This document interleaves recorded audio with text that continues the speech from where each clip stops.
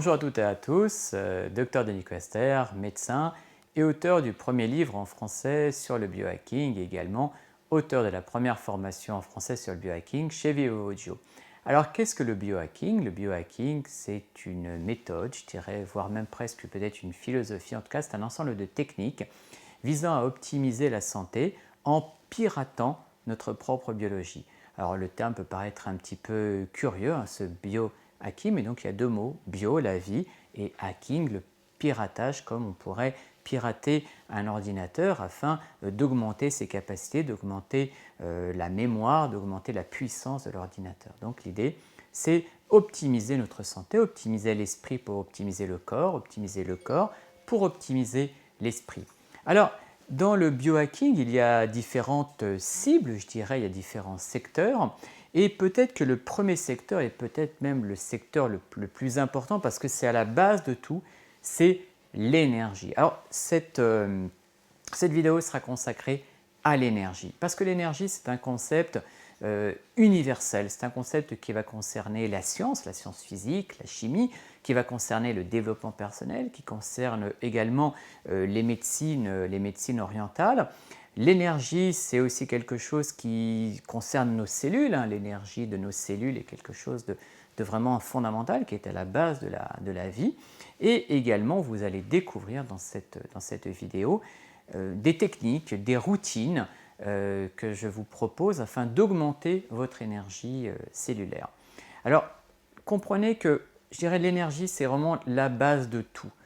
Tout ce que vous pouvez faire parce que vous marchez, vous pensez, vous réfléchissez, vous concentrez, vous riez, vous courez, tout ça, c'est parce que vous avez de l'énergie. En fait, vous vivez parce que vous avez de l'énergie. Comme je dis, l'énergie, c'est la base de tout. Et d'ailleurs, c'est tellement la base de tout que finalement notre univers, semble-t-il, est venu grâce à l'énergie. Vous savez, on parle parfois du Big Bang. Le Big Bang serait une incroyable explosion qui aurait lieu quelque part dans l'univers il y a des milliards et des milliards d'années et qui aurait créé finalement la matière, qui aurait créé quelque part aussi la vie. Donc finalement, la vie est issue de l'énergie. Alors, il y a différentes manières de concevoir l'énergie. L'énergie en science, l'énergie en physique, eh bien c'est un concept qui a passionné énormément de physiciens. Par exemple, Nikola Tesla, que vous connaissez peut-être, parce que Nikola Tesla, ce n'est pas que les voitures d'Elon Musk, c'était un physicien serbe de mémoire qui a beaucoup influencé la physique et qui disait notamment, si vous voulez comprendre et trouver les secrets de l'univers, il faut penser en termes d'énergie, de fréquence, d'information, de vibration, mais en tout cas surtout d'énergie. En fait, Tesla il nous disait aussi les forces sont dans un équilibre parfait. L'énergie d'une simple et unique pensée peut déterminer le mouvement de l'univers. Donc finalement, vous voyez l'énergie de l'univers, l'énergie de la pensée, tout ça c'est des choses liées, même si c'était dit dans ces mots de Tesla avec une vision extrêmement physique, c'est quelque chose également qui peut vous parler au niveau de votre vie de tous les jours.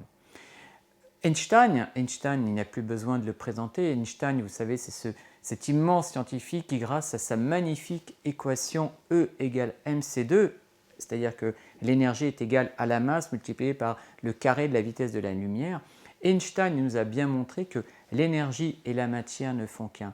Donc si on doit parler de matière, si on doit parler de corps, il faut parler d'énergie. D'ailleurs, Einstein disait qu'il existe une force motrice encore plus puissante que la vapeur, l'électricité ou l'énergie atomique. Cette force, c'est la volonté. Donc vous voyez, là encore, même dans les mots d'Einstein, ce grand physicien, il y avait quand même quelque chose, cette notion de se dire que l'énergie, ce n'était pas qu'une donnée physique, mais c'était également quelque chose qui nous habitait, quelque chose qui nous dirige, quelque chose qui nous fait avancer dans tous les sens du terme. Un dernier physicien dont je voudrais vous parler, c'est Max Planck. Pourquoi? Parce qu'on parle énormément de physique quantique. Beaucoup de personnes se réclament de la physique quantique, mais en tout cas, la physique quantique a été beaucoup développée par Max Planck. Et donc Planck disait « Je considère la matière comme dérivant de la conscience. Nous ne pouvons aller au-delà de la conscience. Tout ce dont nous parlons, tout ce que nous voyons comme existant suppose de la conscience, mais pour lui également la conscience et l'énergie, c'était des choses qui pouvaient se rapprocher. » Alors, j'insiste bien sûr, tout ça, ce sont des notions de physique que l'on peut également s'approprier au niveau de notre vie de tous les jours. Mais la clé de voûte de tout ça, c'est l'énergie. Parce que l'énergie, en physique, a une définition extrêmement précise. Ce n'est pas juste un concept flou. L'énergie, c'est quelque chose qui permet de produire un travail. Alors, en physique, on a également une autre branche de la physique, la chimie. La chimie, c'est une branche également qui va s'intéresser au niveau de l'état de la matière. La physique, c'est la science finalement du mouvement. L'énergie, c'est le mouvement. Et la chimie, c'est le changement de matière, le changement d'état. Et ça, c'est quelque chose qui est assez incroyable parce que même au niveau de votre quotidien, quand vous voulez aller d'un état à un autre, c'est exactement comme la matière, il faut changer d'énergie. L'énergie, c'est également ce concept que l'on appelle en Orient le chi ou le ki ou le prana chez les hindous. C'est de l'énergie vitale. Chez nous, c'est un concept qui n'est pas forcément extrêmement clair. Dans la philosophie occidentale, ça peut se rapprocher de ce que l'on appelle le pneuma dans la Grèce antique, cette espèce d'essence de vie. Donc une énergie, mais qui serait une énergie vitale, pas juste une énergie conceptuelle. Alors finalement, vous voyez, quand on se reprend tous ces concepts de physique, de chimie, de philosophie, et qu'on les ramène à votre développement personnel, à votre propre développement, eh bien, on va reprendre ces définitions et on va voir comment vous pouvez les adapter à votre propre développement. Donc en physique, l'énergie, c'est une grandeur. C'est la grandeur qui mesure la capacité d'un système à modifier son état, à produire un travail, à entraîner un mouvement ou un rayonnement.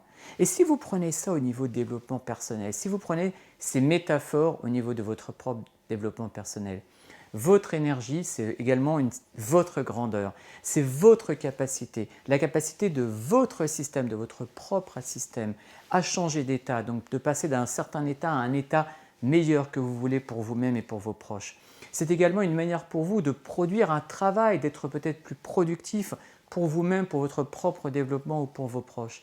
Ça peut permettre également un mouvement, c'est-à-dire qu'il vous est demandé, grâce à l'énergie, d'avancer dans la vie, d'avancer peut-être également vers les autres, d'avancer vers ce que vous avez décidé comme étant le but de votre vie. Mais voyez, l'énergie, c'est également un rayonnement, parce que l'énergie, c'est ce qui vous permet de rayonner au monde, d'impacter le monde et de pouvoir offrir à toutes les personnes qui ont l'immense privilège de vous rencontrer, d'avoir votre lumière et de pouvoir être éclairés par ce que vous pouvez leur apporter. Donc vous voyez, finalement, toutes ces notions dont j'ai parlé de physique, de chimie, d'énergie vitale, c'est quelque chose que vous pouvez vraiment mettre dans votre vie.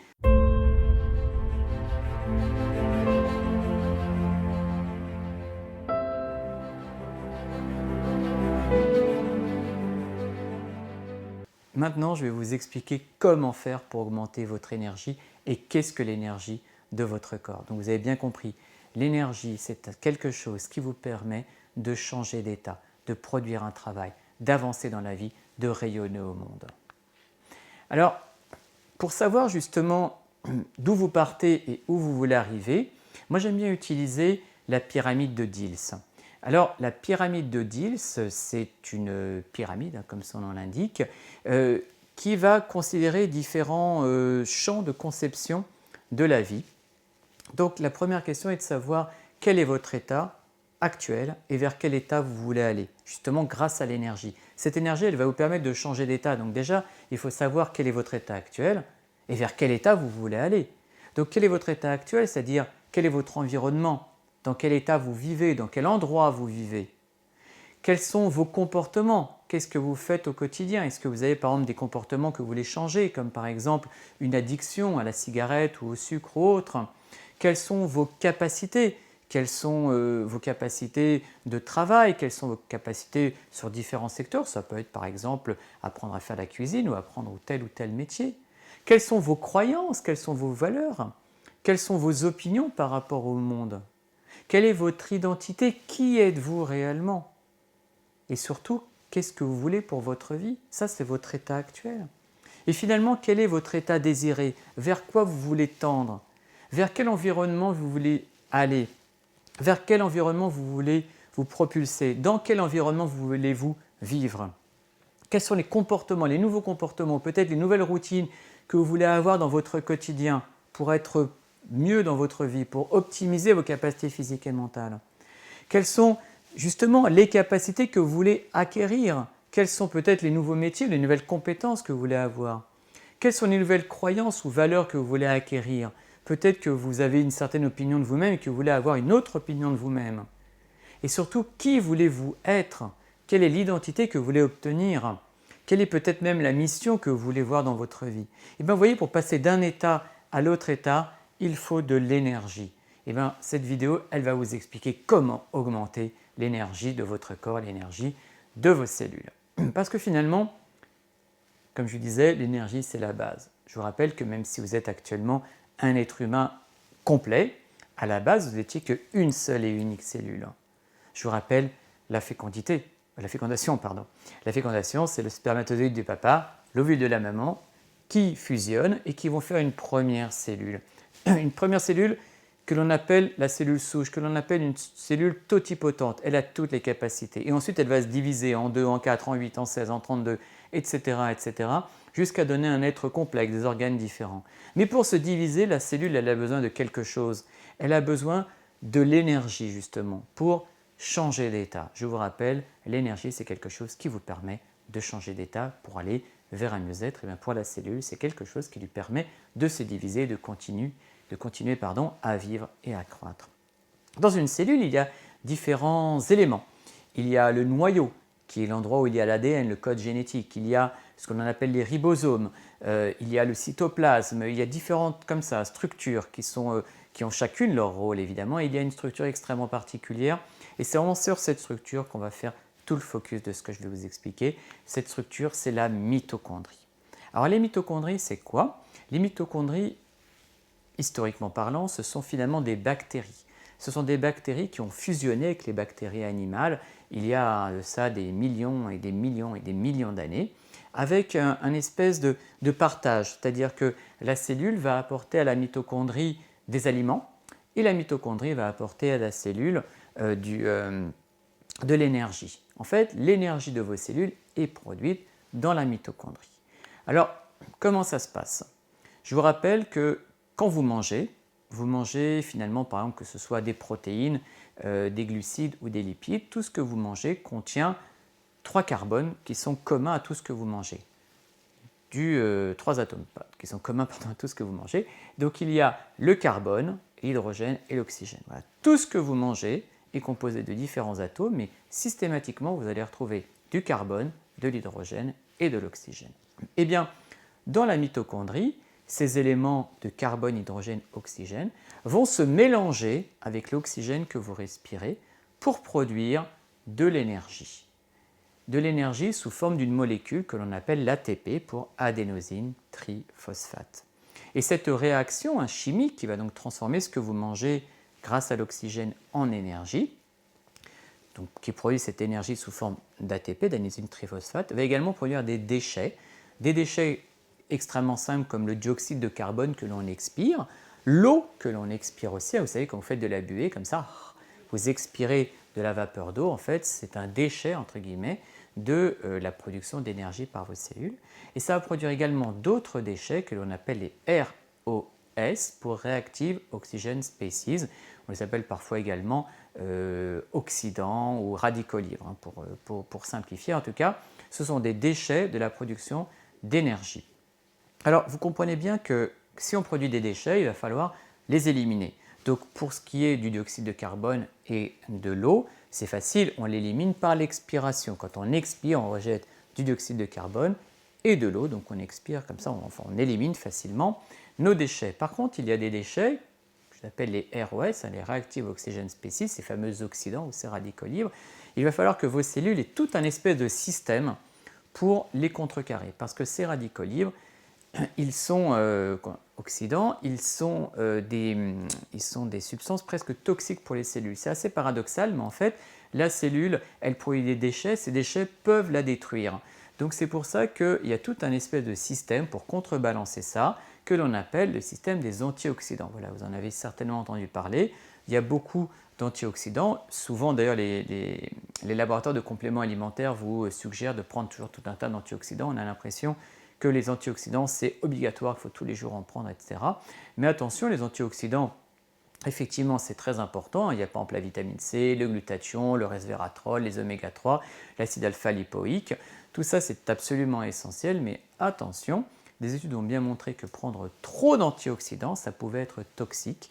Il a même été montré que dans certains cancers, prendre trop d'antioxydants, ça favorisait le cancer, ce qui est relativement logique en soi, puisque, comme je vous disais, les antioxydants sont là pour protéger les cellules. Et bien, les cellules cancéreuses, elles fabriquent énormément de radicaux libres. Alors évidemment, si vous prenez les antioxydants qui vont protéger les cellules cancéreuses, elles ne vont pas pouvoir s'autodétruire et ne vont pas pouvoir être détruites par votre corps. Donc attention, les antioxydants c'est bien, mais n'en abusez pas parce qu'effectivement, ça peut être toxique. Alors, maintenant on en revient à comment augmenter l'énergie des cellules. Alors pour augmenter l'énergie des cellules, il y a différentes manières de faire. Comme je vous ai expliqué, finalement, l'énergie de la cellule, donc cet ATP, cet adénosine triphosphate, est fabriquée en fonction de ce que vous mangez et en fonction de ce que vous respirez. Donc vous pensez bien que la première chose à faire, c'est de prendre des aliments qui soient bons pour votre corps. Si vous prenez des aliments bons pour votre corps, vous allez apporter les bonnes substances, le bon substrat, pour permettre à vos mitochondries de fonctionner efficacement, puisque vous allez apporter le bon carburant. Il est important également de bien respirer. Vous pensez bien que, puisque l'oxygène permet cette réaction chimique, il est important de respirer le maximum d'air sain, et en tout cas d'éviter de l'air qui serait pollué ou appauvri en oxygène. Donc c'est vraiment important déjà de commencer par la base. Bien manger, bien respirer. Ça paraît tout bête, mais c'est essentiel pour avoir une bonne énergie cellulaire. Bien manger, bien respirer, c'est la base. Ensuite, évidemment, il y a ce que l'on mange, ce que l'on respire, mais il y a également soutenir tout ce système d'élimination. C'est-à-dire que, d'ailleurs vous le savez bien, que vous vous sentez quand même plus en énergie à partir du moment où vous prenez le temps d'expirer, que vous ne retenez pas votre respiration et que vous laissez comme ça le dioxyde de carbone s'éliminer. Donc tout ça également, ça permet d'augmenter l'énergie des cellules. Donc vous augmentez l'énergie des cellules en donnant du bon carburant, mais vous augmentez aussi l'énergie des cellules en favorisant les systèmes d'élimination, c'est-à-dire prendre le temps de respirer qui permet d'éliminer le dioxyde de carbone et l'eau, mais prendre également des antioxydants, mais des antioxydants, comme je l'ai dit, éviter d'en prendre trop. Mais la meilleure manière de prendre des antioxydants, c'est de prendre une alimentation le maximum antioxydante. C'est-à-dire que les antioxydants, vous pouvez les retrouver surtout dans les fruits et les légumes. Les fruits rouges, notamment les baies, sont extrêmement riches en antioxydants, donc des antioxydants naturels, de bonne qualité. Et en les prenant à travers l'alimentation, vous ne risquez pas d'avoir un quelconque excès, puisque de toute façon, votre corps ne va prendre que ce qui est bon et utile pour lui. Donc vraiment, j'insiste, les antioxydants, la meilleure manière d'en prendre, c'est par l'alimentation.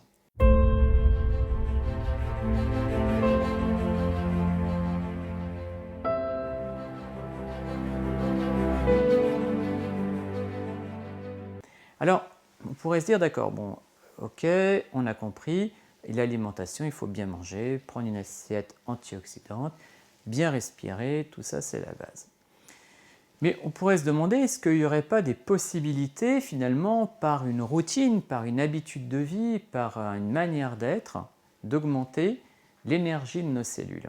Alors, c'est assez intéressant parce que je vais vous raconter comment est venue l'idée d'une routine, qui est une routine que je vais vous présenter et qui je l'espère, vous allez être séduit et puis la mettre en pratique. En tout cas, si vous avez des questions, n'hésitez pas évidemment à me les poser par rapport à cette routine. Donc je vais vous proposer une routine matinale que vous pouvez faire vraiment tous les jours, il n'y a pas de contre-indication, il n'y a pas d'effet secondaire. Et cette routine, elle a une origine assez particulière. Dans la clinique dans laquelle je travaille, il y a un centre de fécondation in vitro, c'est-à-dire qui est là pour accompagner les personnes en difficulté pour avoir des enfants. Et dans cette clinique, il y a de très nombreux praticiens de grande qualité et il y a un gynécologue que j'affectionne particulièrement parce qu'il a l'esprit extrêmement ouvert. Je ne vais pas vous donner son nom, je vais juste l'appeler Dominique.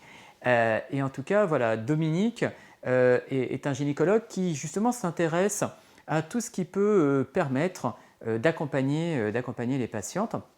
Et c'est vrai que un jour, je discutais avec lui et puis il me disait qu'à son avis, une des grandes causes qui pouvait empêcher l'embryon de se développer, une des grandes causes qui pouvait empêcher l'ovocyte, donc la première cellule féminine, d'être fécondable, c'était l'énergie, que c'était la mitochondrie de l'ovocyte, la mitochondrie de ces premières cellules embryonnaires. Et voilà, il me disait qu'il y avait certainement plein de raisons qui pouvaient empêcher un embryon de se développer, mais que parmi les raisons, il y avait peut-être un manque d'énergie. Alors, on a réfléchi et puis on s'est dit, ok, qu'est-ce qu'on pourrait proposer aux femmes, des choses simples qu'elles pourraient faire tous les jours pour justement chercher à augmenter l'énergie de leurs cellules.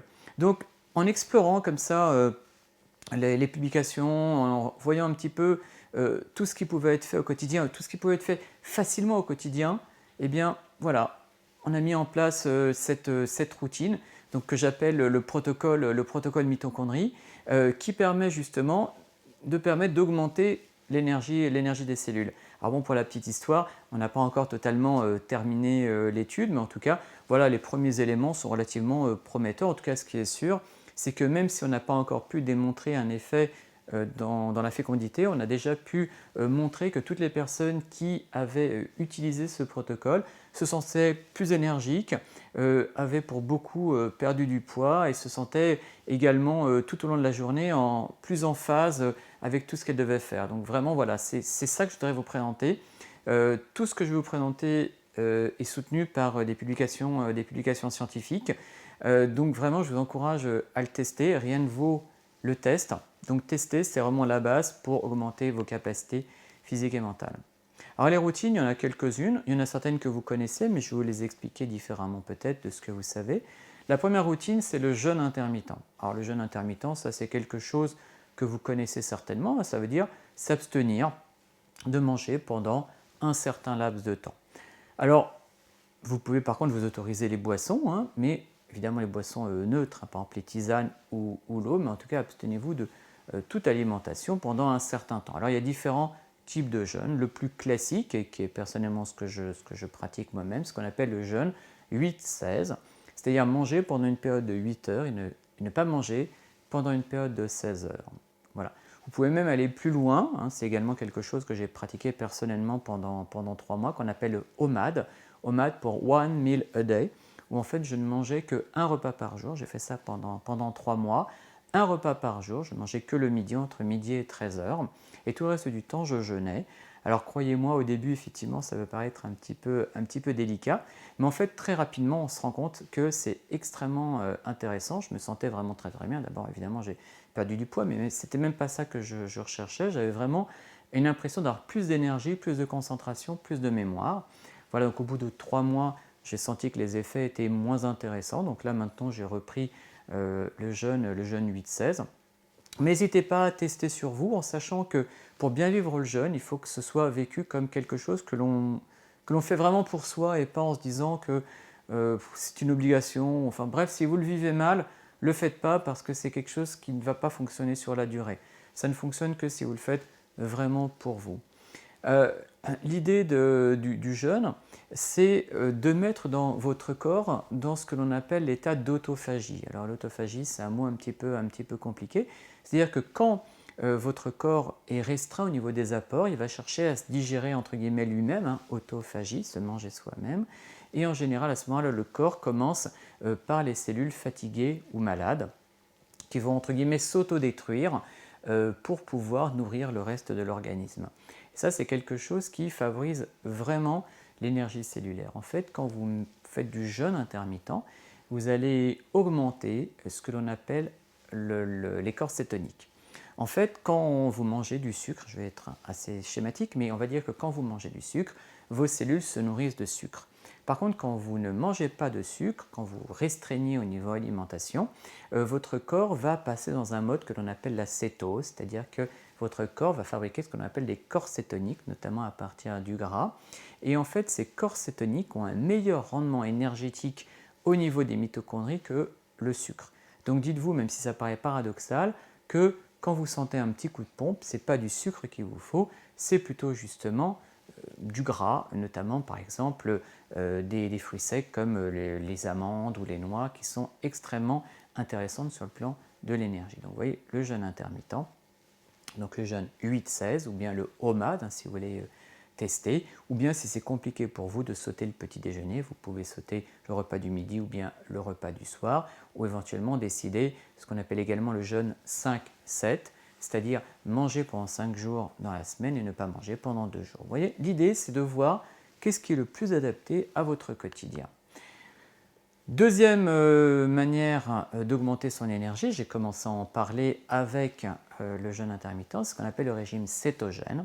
C'est-à-dire que non seulement on va sauter le petit déjeuner, mais également on va diminuer les apports de sucre. Comme je vous disais, le sucre a un certain rendement énergétique, mais les corps cétoniques ont un meilleur rendement énergétique. Donc l'idée c'est de consommer moins de sucre, mais plus de gras, mais de bons gras bien sûr, et des protéines. Alors peut-être que vous me direz que le gras ça fait grossir ou que le gras c'est pas bon, etc.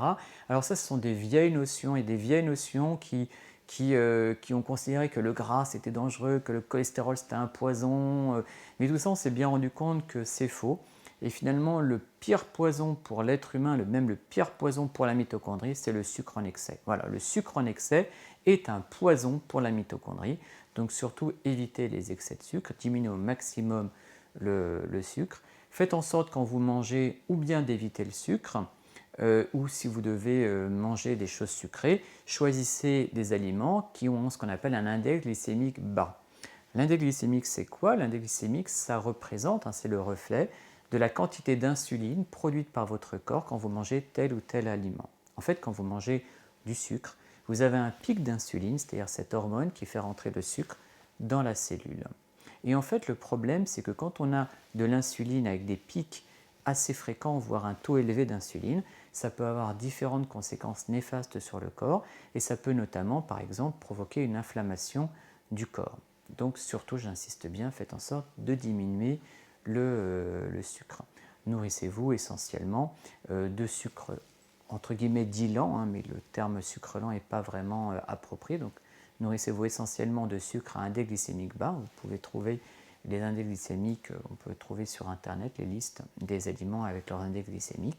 Donc privilégiez les aliments glycémiques, enfin les aliments à index glycémique bas, les graisses et les protéines dans votre alimentation. Vous me direz aussi peut-être, ah oui, mais le petit déjeuner, c'est le repas le plus important. Bah oui, c'est ce qu'on vous a dit pendant des années et des années et des années. On vous a dit que le petit déjeuner était le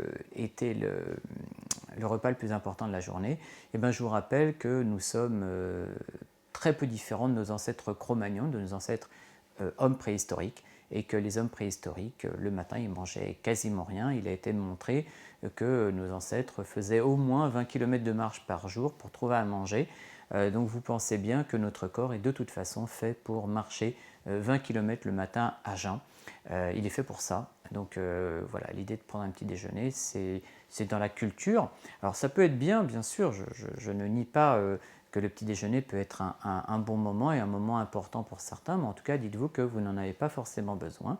Et qu'en tout cas, si vous décidez de prendre un petit déjeuner, évitez de prendre un petit déjeuner à la française avec du pain, de la confiture, des viennoiseries, ça c'est une bombe à retardement. Privilégiez à ce moment-là le petit déjeuner à l'anglaise, avec éventuellement des œufs, du fromage, des saucisses. Alors évidemment, il ne faut pas abuser du gras. Le gras, c'est bon, bien sûr, mais comme pour tout, dites-vous pas que parce que vous faites du régime cétogène, vous pouvez manger tout et n'importe quoi.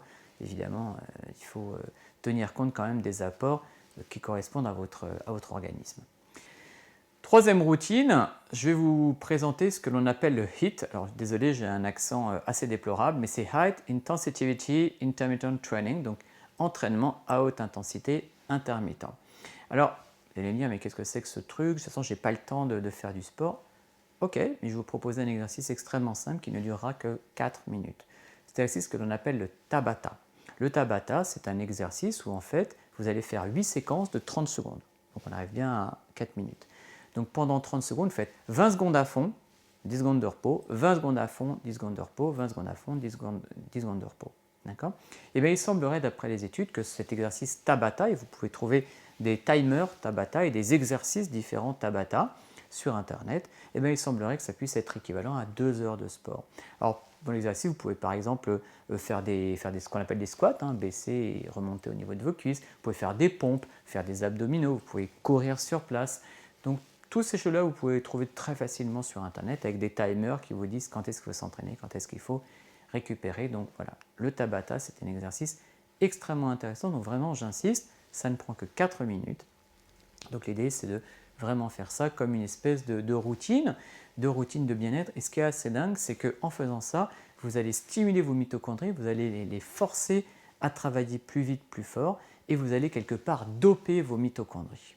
Quatrième manière de protéger ces mitochondries, eh ben, c'est la gestion du stress, hein. Vous savez qu'il y a un lien assez incroyable entre le corps et l'esprit, c'est quelque chose dont je parle dans une autre vidéo, mais en tout cas il y a un lien très puissant entre le corps et l'esprit, et que quand l'esprit est en stress, eh bien tout le corps va en pâtir, et effectivement le stress va consommer de l'énergie mentale, mais pas d'une bonne manière, et ça ne va pas être bon pour vos mitochondries. Donc pour avoir des mitochondries efficaces, il est important de gérer son stress.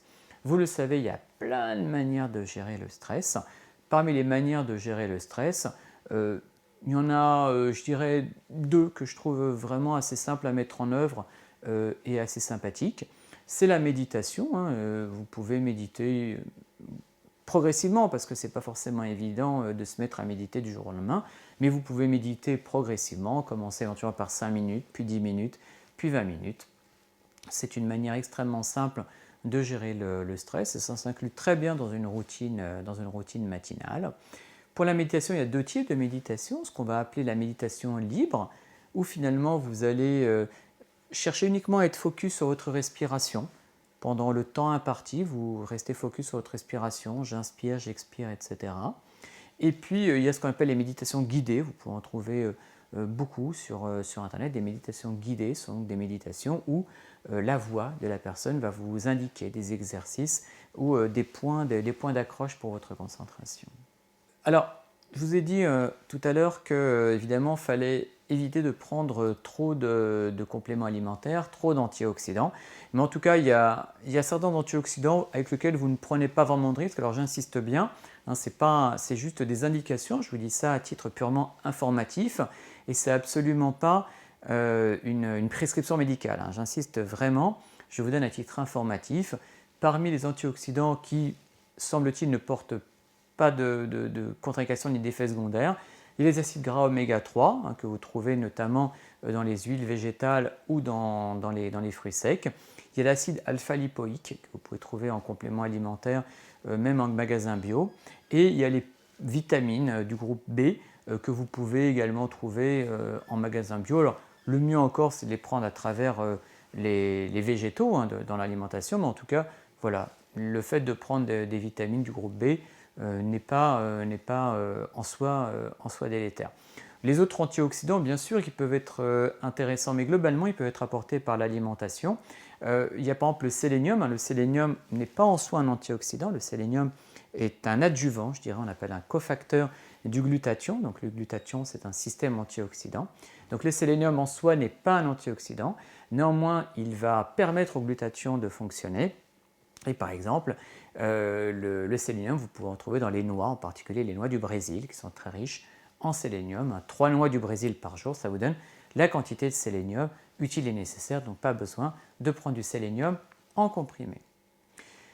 Également pour doper, pour booster vos mitochondries, eh bien c'est le sommeil. Ça paraît assez évident, on pourrait se dire que j'enfonce les portes ouvertes, mais avoir un mauvais sommeil, eh bien c'est pas bon pour les mitochondries. D'ailleurs, vous le savez très bien, le lendemain d'une nuit avec un sommeil agité, vous allez avoir une fatigue physique et mentale, c'est tout à fait normal, et en plus vos mitochondries vont en pâtir. Alors, pour avoir un bon sommeil, un sommeil de qualité, c'est relativement simple en soi. Il y a quelques petites choses déjà à éviter. La première chose à éviter, c'est d'éviter le café après 14 heures. Pourquoi? Parce qu'en fait, le café, la caféine, va inhiber l'adénosine. L'adénosine, c'est un produit de dégradation de l'ATP qui va produire la fatigue. En fait, quand on agit, quand on réfléchit, on produit l'adénosine. cette adénosine va entraîner la fatigue. Eh bien, le café va bloquer l'adénosine, donc forcément, ça empêche d'être fatigué, mais en même temps, vous ne reposez pas votre corps. Donc, évitez le café après 14 heures. Évitez la nicotine, évitez de fumer, évidemment, mais surtout évitez de fumer le soir parce que la nicotine est un psychostimulant qui va vous empêcher de dormir. Évitez la lumière bleue à partir de 20 heures. Vous savez, on a tous l'habitude d'avoir nos smartphones, nos ordinateurs, de regarder la télé et les séries. Donc nous sommes habitués à avoir des écrans le soir. Et c'est dommage parce que dans les écrans, notamment des smartphones, il y a de la lumière bleue. Hein, donc c'est dans le spectre de la lumière. La lumière bleue, c'est quelque chose qui, au niveau du cerveau, est connecté à l'éveil.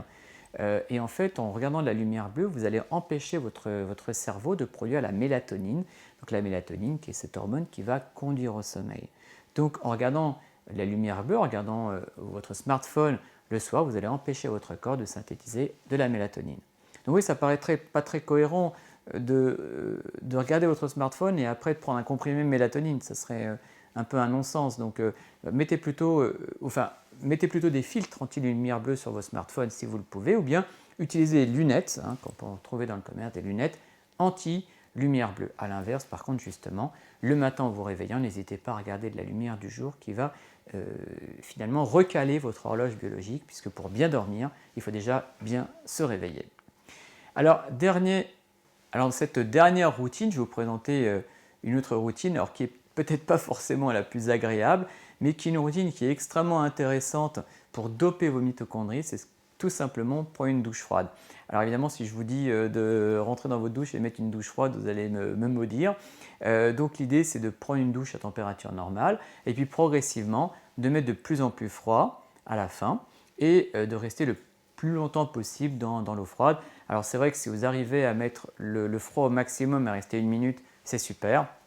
Si vous n'y arrivez pas, c'est OK aussi. En tout cas, la douche froide va augmenter l'activité de vos mitochondries. Alors, c'est ce qu'on appelle l'hormèse. L'hormèse, ça veut dire quoi?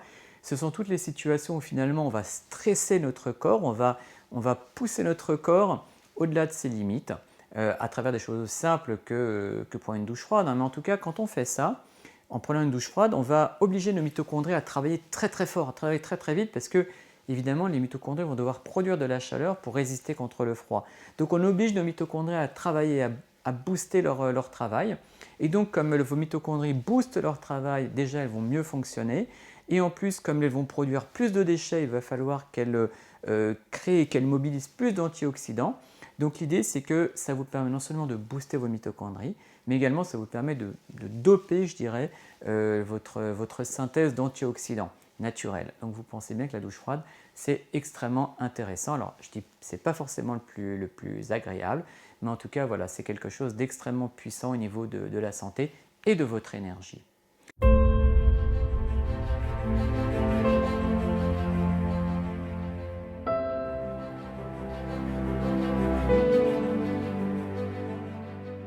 Donc là, on a parlé d'énergie physique, hein, vous le savez, ça c'est quelque chose que je répète tout le temps. L'énergie physique, c'est le corps, mais l'énergie mentale, c'est l'esprit. L'esprit et le corps sont toujours liés. Alors finalement, comment également augmenter votre énergie mentale, sachant que votre énergie mentale est beaucoup due aux mitochondries de votre cerveau? Et bien pour augmenter votre énergie mentale, déjà, il faut vous préparer au succès. C'est-à-dire, dès le matin, préparez-vous au succès. Dès le matin, quand vous regardez dans la glace, souriez-vous, offrez-vous un sourire. N'hésitez pas à vous grandir. C'est sûr que si vous commencez le matin en étant avachi comme ça devant la glace, en vous disant « Oh là là, j'ai une mauvaise mine », vous n'allez pas vous préparer pour le succès. Vous n'allez pas amorcer votre journée avec un bon état d'esprit. Donc pour une énergie mentale au top, eh bien préparez-vous pour le succès. Deuxièmement, apprenez à contrôler vos émotions. Souvent, on se laisse embarquer dans les émotions. Vous le savez, ça c'est quelque chose dont j'ai parlé dans une autre vidéo. On a souvent l'idée d'être plutôt porté vers le négatif que vers le positif. Donc à partir du moment où vous ressentez que vous avez une montée d'émotions négatives, eh bien, apprenez à contrôler vos émotions. Il y a différentes manières de faire, hein. La méditation en est une, l'auto-hypnose en est une, il y a différentes comme ça manières de faire.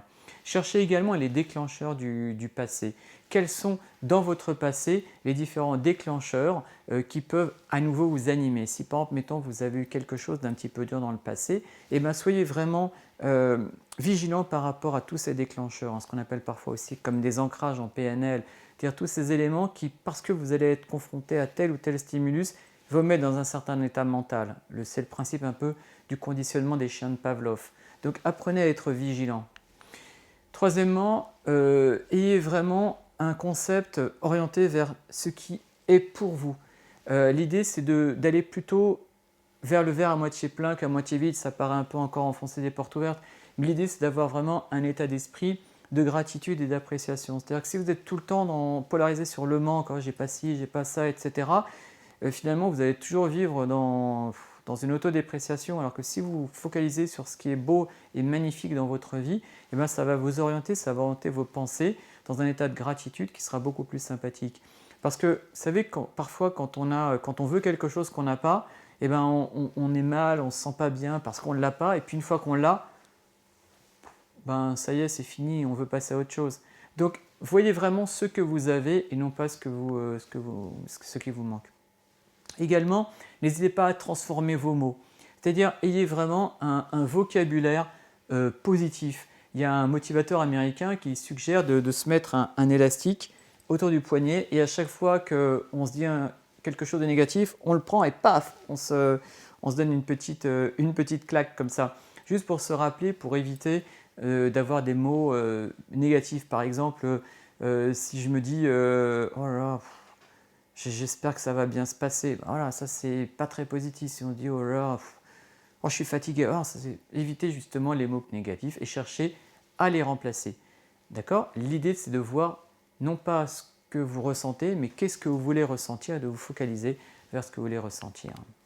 Voilà, j'espère que cette présentation vous a plu. Vous voyez, on a donc parlé de l'énergie d'une manière très vaste. On a vu l'énergie en physique, en chimie, en développement personnel, comment la notion d'énergie peut être appliquée dans votre vie. Je vous ai expliqué les mitochondries, je vous ai expliqué également la routine mitochondrie, le protocole mitochondrie pour booster vos mitochondries. Je vous ai montré également quelques éléments sur l'énergie mentale pour booster votre énergie mentale. Si vous avez des questions, n'hésitez pas à les poser via Dynamica Vivojo. Si vous voulez rester informé également de tout ce que je peux proposer, je vous remercie, à très bientôt.